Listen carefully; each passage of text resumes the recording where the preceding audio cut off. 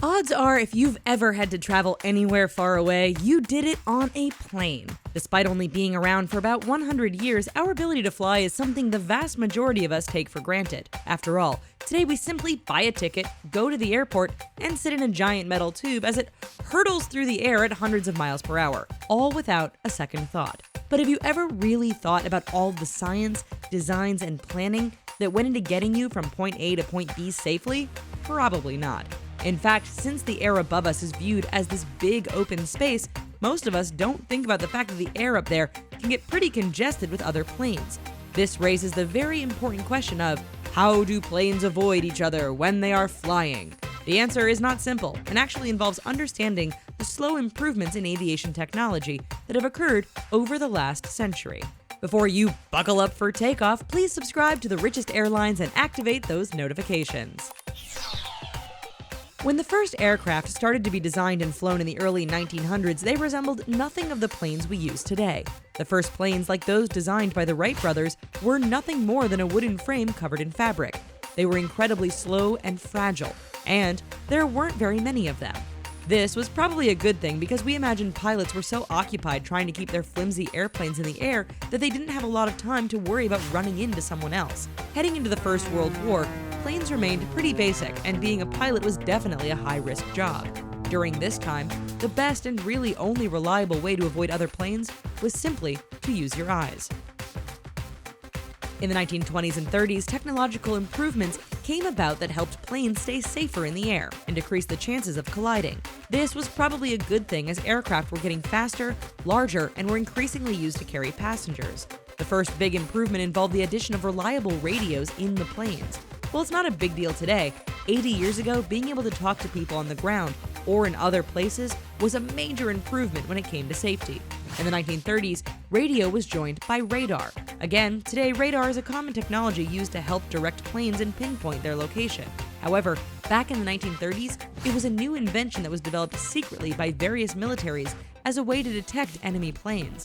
Effectively used in World War II, radar became essential for tracking a plane's altitude and direction. In conjunction with radio, pilots flying up above could now be told where to fly safely and how close they were to other airplanes in the area.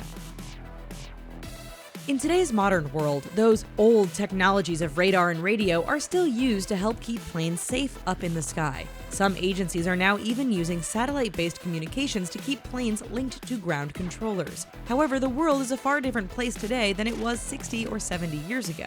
Just in the airspace of the United States alone, the figures are mind-boggling. At any given time, there are an average of 5,000 planes in or around U.S. airspace. Over the course of a day, that means there are tens of thousands of planes flying around. Broaden this to the entire world, and it is said that there are at least 16,000 planes in the air at any one time. Most of these planes are flying at several hundred miles per hour and carrying dozens, if not hundreds, of passengers. With so many planes and so many people up in the air, you definitely need more than your eyes to avoid collisions. In fact, you need more than radio and radar to help out. So we've already gone over radio and radar as proven aids to help prevent collisions between planes. Yet in addition, today's pilots use a few other high and low-tech solutions to improve safety. First off, you may not know that the sky is carved up into various highways that are designated for planes to fly in. Basically, you can't just fly from point A to point B in a straight line. No, you must use certain designated corridors that were established to help control the ever-growing number of planes in the sky. Now, if you're thinking that concentrating hundreds of planes into lanes increases the risk of collision, you're not totally wrong. To help alleviate that risk, planners schedule flight times to ensure planes are spaced out while they fly through the sky's highways. To add a further element of safety, eastbound planes fly at odd-numbered altitudes, while westbound flights naturally cruise at an even-numbered altitude. As a last resort to avoid collisions, modern planes are often equipped with a Traffic Collision Avoidance System, or TCAS. This device monitors the area around a plane, picking up the transponders of other flights. If the TCAS detects a plane on a potential collision course, it will alert pilots and tell them of the best action to take, such as increasing or decreasing altitude while looking out the windows for the possible plane approaching. At the same time, the TCAS in the other plane will also alert the crew to have them perform the opposite maneuver. Think of it as a high-tech cherry on a safety sundae that's been designed to keep you and your plane from colliding with another plane. So, how do airplanes avoid each other while they are flying in the sky? The answer, as you've seen, involves a bunch of different techniques and technologies that have been developed over the past 100 years. Pilots still use their eyes, but that has been augmented with radio and radar assistance. Flight plans and designated flight corridors have also been implemented. When something goes wrong and those fail, the TCAS steps in to avert a last-minute accident. Of course, all of this leads to the question of what will they think of next? Let us know what you think it will be in the comments below.